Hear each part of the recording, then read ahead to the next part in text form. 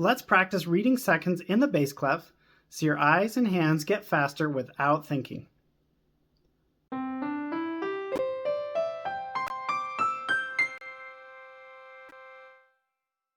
A couple of quick reminders. Seconds.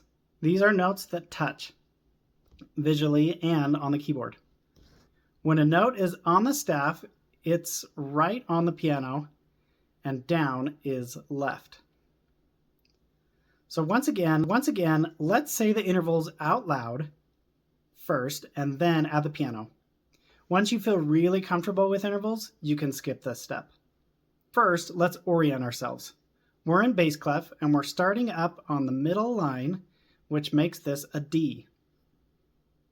Now say the interval to the next note. Same for unison. Step up or down if it's a second.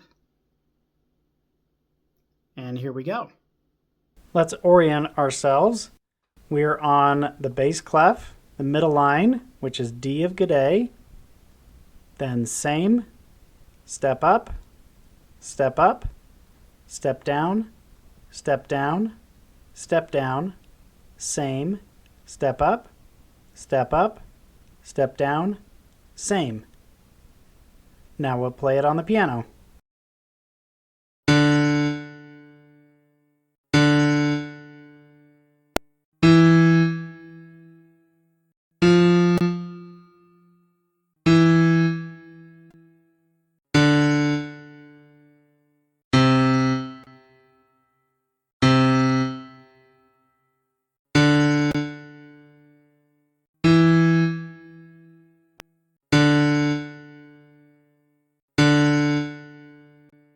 For some additional practice, I created a note rush set with G'day and seconds.